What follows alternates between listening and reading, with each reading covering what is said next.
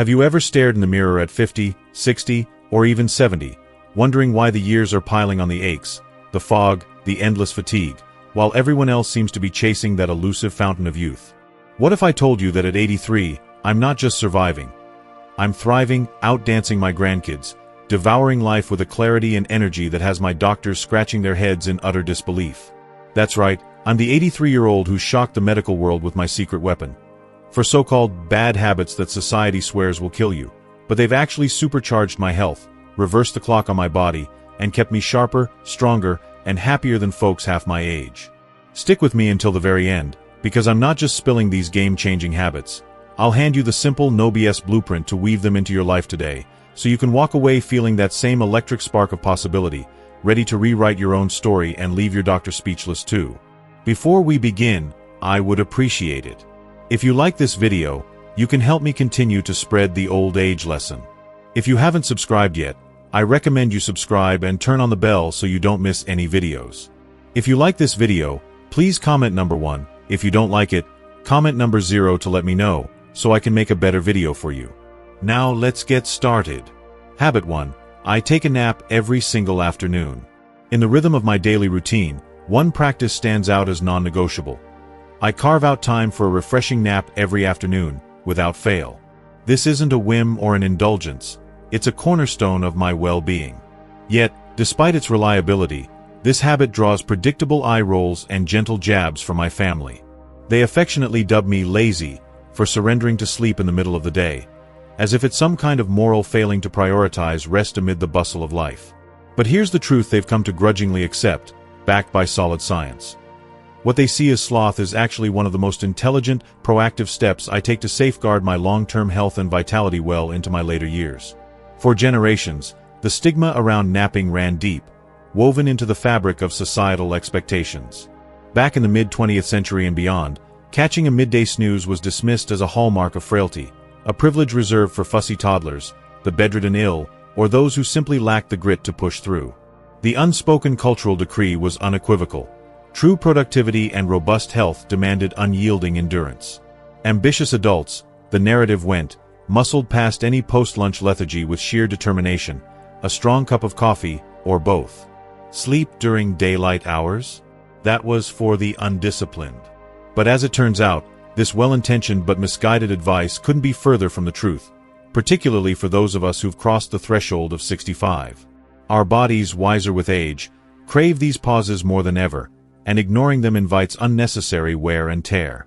Consider the groundbreaking work from researchers at Harvard Medical School, who meticulously tracked the health trajectories of thousands of older adults over extended periods, sometimes spanning a decade or more. Their findings, drawn from rigorous longitudinal studies, paint a compelling picture. Seniors who incorporate a modest nap of 30 to 60 minutes each day slash their risk of cardiovascular disease by a striking 37% compared to those who forego this ritual entirely. Heart attacks, strokes, and other vascular woes become markedly less likely when you honor your body's call for renewal. These aren't cherry-picked anecdotes. They're derived from vast datasets controlling for variables like diet, activity levels, and genetics, underscoring the nap's role as a genuine protective factor.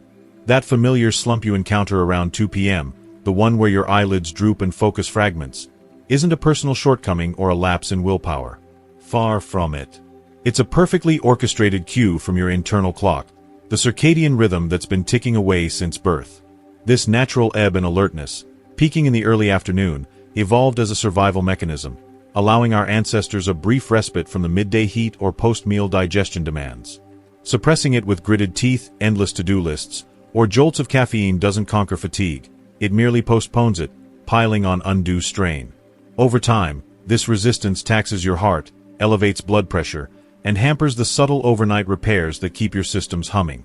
In essence, fighting biology breeds chronic low-grade stress, the kind that silently erodes resilience. Take Estelle, a spirited 77-year-old from Charlotte, North Carolina, whose story mirrors so many others I've heard. For years, she powered through her afternoons like a trooper, dismissing any urge to rest as a harbinger of decline. Napping? That's for folks giving up on life, she'd quip, even as the fog of mental exhaustion clouded her afternoons and soured her evenings. Interactions with her beloved grandchildren turned prickly, laced with uncharacteristic snaps born of frayed nerves. It wasn't until a doctor's gentle nudge, coupled with her own mounting fatigue, that she relented. She began with tentative 45-minute naps in a cozy corner of her sunroom, curtains drawn against the light. The transformation was swift and profound. The haze lifted like morning mist, sharpening her midday clarity. Evenings reclaimed their joy, filled with patient storytelling and laughter instead of simmering frustration. Estelle's not alone. Countless seniors report this ripple effect, where a simple nap cascades into renewed patience, sharper wit, and deeper connections. The body of evidence championing afternoon naps for older adults is nothing short of robust, amassed from prestigious institutions like the National Institute on Aging, NIA. Their investigations reveal a cascade of benefits from these short respites. Enhanced memory consolidation, where the brain sifts through the morning's experiences and etches them into long-term storage. Bolstered cognitive sharpness for tasks ranging from puzzles to bill paying. A measurable dip in stress hormones like cortisol, which otherwise gnaw at mental and physical reserves. Stabilized blood pressure that eases the heart's workload. And an overall mood uplift that colors the rest of your day in brighter hues. During that nap, your neurons fire in harmonious waves, replaying and reinforcing key learnings. Meanwhile, your cardiovascular network seizes the lull to recharge, mending microtears and flushing toxins. And those pesky stress chemicals? They plummet, creating space for calm and repair. Contrast this with the toll of defiance. Seniors who bulldoze through fatigue without pause often grapple with persistently high cortisol, a sneaky saboteur that inflames arteries, fogs cognition, and accelerates aging's subtler damages. Over months and years, this builds a vicious cycle, where exhaustion begets more exhaustion. To reap these rewards without pitfalls, timing and technique are paramount. Steer clear of marathon sleeps exceeding 90 minutes, which can plunge you into deep slumber cycles and leave you groggy upon waking, a phenomenon dubbed sleep inertia. Likewise, naps creeping past 3 p.m. risk encroaching on your evening wind down, fragmenting the deep sleep that anchors nightly restoration. The sweet spot?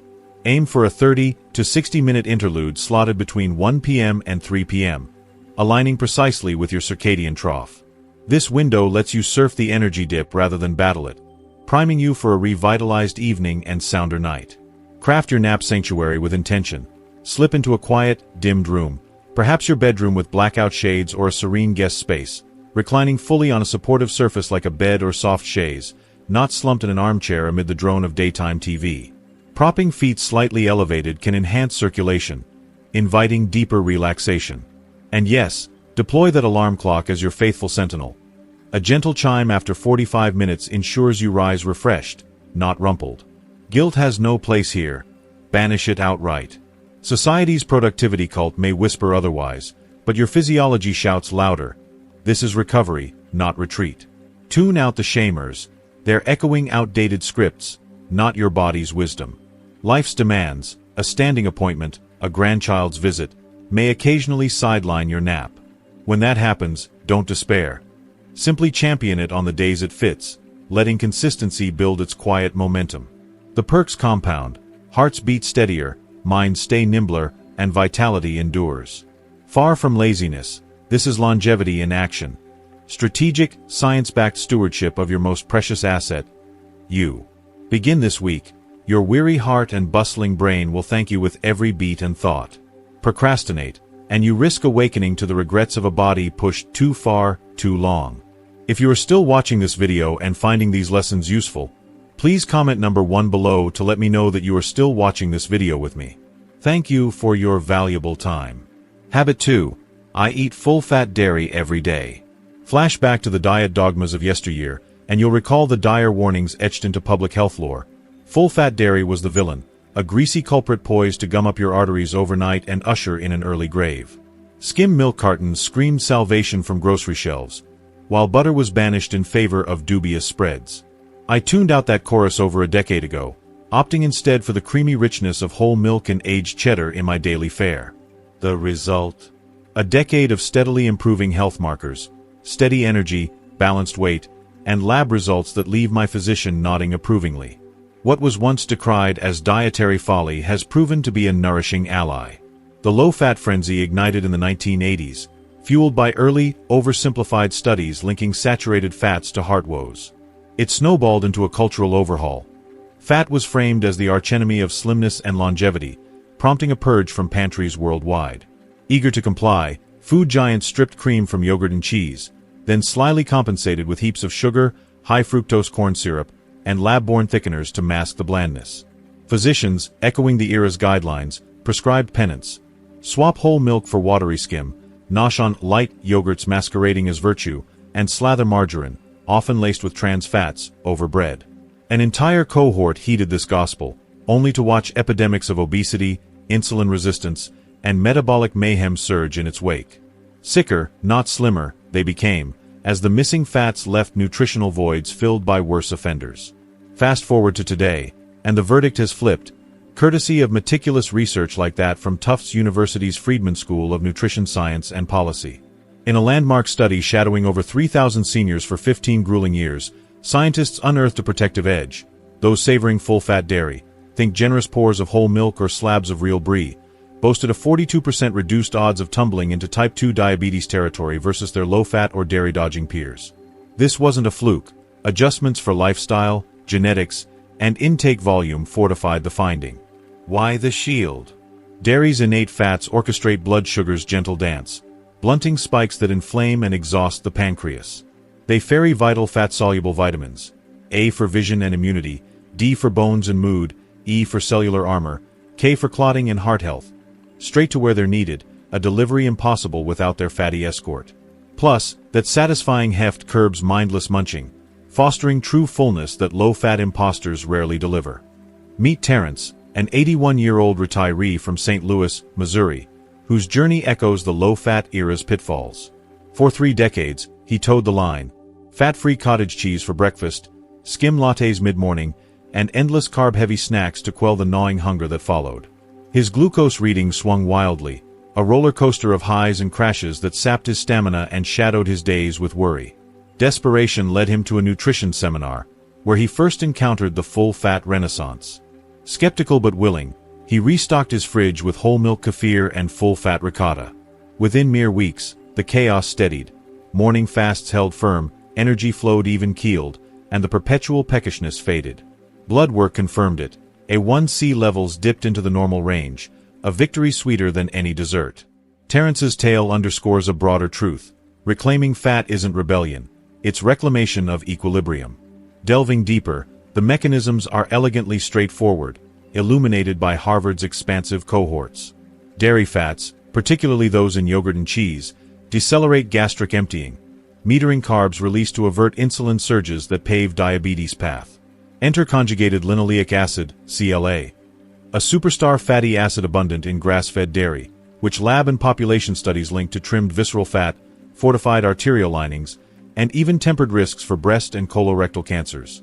Absent the fat, these gems vanish, leaving light products as nutritional shells, devoid of flavor, satiety, or substance. Your noggin, a lipid-rich marvel comprising 60% fats, thrives on such inputs. Deprive it, and fog descends, motivation wanes. The low-fat saga's folly shines brightest against history's lens. Homo sapiens have relished full-fat dairy, from nomadic herders' yogurt to ancient cheesemakers, for millennia, sans the metabolic plagues that plagued the 20th century's processed pivot. Only when fats fled and sugars flooded did waistlines widen and wards overflow. Embrace the pivot now. Audit your dairy drawer and evict the imposters. Stock whole milk's velvety depth over skim's thin echo. Opt for Greek yogurt's tangy density, unadulterated by sweeteners. Revive butter's golden allure for toast and veggies, shunning margarine's chemical haze. And grate real Parmigiano over pasta, not its wan, waxen kin. Caloric frets? Unfounded, these fats signal enough to your gut, curbing calories naturally, unlike sugar-laced lows that lure you back for seconds. Cholesterol qualms linger for some, but rest easy. For 75% of us, eggs and dairy's dietary cholesterols barely nudge serum levels, per lipid experts. The real culprits?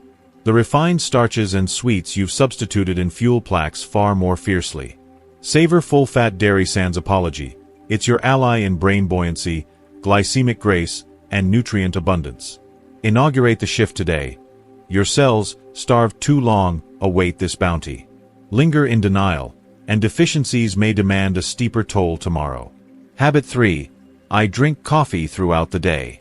Picture the parade of cautions that once shadowed my coffee pot. Friends and family, armed with half-remembered headlines, fretted that my daily brews spelled arrhythmia, frayed nerves, or a fast track to frailty. It's addictive, jittery-making poison, they'd insist, visions of palpitations dancing in their heads. I smiled politely and poured another cup, secure in the knowledge, now vindicated by reams of research, that they were spectacularly off base. Today, at 83, I sip 3 to 4 mugs of robust, caffeinated Joe from dawn's gentle nudge to early afternoon's embrace. My physicians credit this ritual, in part, for the crystalline edge my mind retains, outpacing many decades my junior. The coffee conundrum's roots twist through flawed early probes, small sample scares from the 1970s mistaking correlation for causation, branding caffeine a cardiac foe. Echo chambers amplified it, limit to 1 cup, urged guidelines, lest anxiety or ulcers ensue. Yet, as data deepened, the narrative crumbled.